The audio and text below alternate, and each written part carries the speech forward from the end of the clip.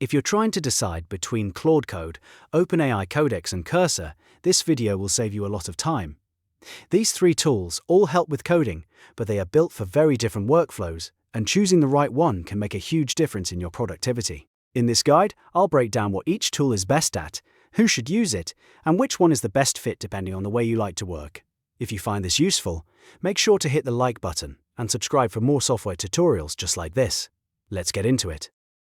First, let's talk about Claude Code. Claude Code is the best choice if you want an autonomous AI coding agent that can take on complex, multi-step development tasks. This means it's not just helping you write a single function or fix a small bug. It can understand larger projects, reason across many files, and help with tasks that require more planning and context. That makes it especially strong for project-wide refactoring, debugging tricky issues, and working with large code bases where long context reasoning really matters. Claude Code is also a strong option if you want to integrate external tools into your workflow using MCP, which stands for Model Context Protocol. In simple terms, that means it can connect with other tools and systems in a more flexible way, giving you a more powerful development setup. So, if your work involves automation, cross-file changes, or advanced AI-assisted workflows, Claude Code is a serious option to consider. Now let's move on to OpenAI Codex. OpenAI Codex is ideal for developers who prefer a lightweight command line workflow. If you like working in the terminal and want an AI assistant that can generate code, edit files, execute terminal commands, and automate development tasks, Codex fits that style very well. It is especially useful for scripting, coding automation, and terminal-first development. The main advantage of OpenAI Codex is that it keeps things simple and focused. Instead of living inside a full IDE experience, it gives you a command-line-driven workflow that feels fast and efficient. If you already spend a lot of time in the terminal, or if your development process relies heavily on scripts, CLI tools, and automation, then Codex can be a very practical choice. Next, let's look at Cursor.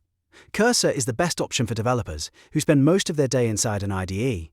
It combines a familiar Visual Studio Code interface with AI-powered autocomplete, inline editing, Codebase chat, debugging assistance, and support for multiple AI models.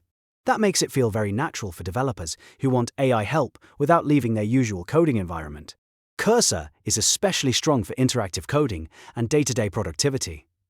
You can ask questions about your codebase, make edits directly in the editor, get suggestions as you type, and use AI to speed up debugging and implementation. If you like staying inside one polished development environment and want AI support throughout your normal workflow, Cursor is probably the easiest tool to adopt. So which one should you choose? Here's the simplest way to think about it. If you want the strongest all-around tool for daily software development, Cursor is the best general choice.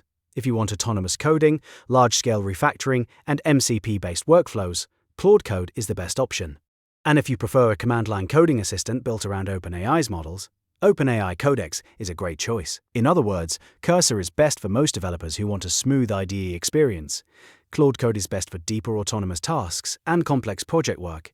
And OpenAI Codex is best for terminal-focused developers who want lightweight automation. The right answer really depends on how you work every day. If you enjoyed this comparison, make sure to like the video and subscribe to the channel for more practical tech tutorials, AI tool breakdowns, and coding workflow guides.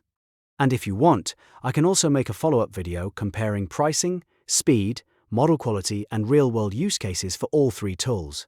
Thanks for watching, and I'll see you in the next one.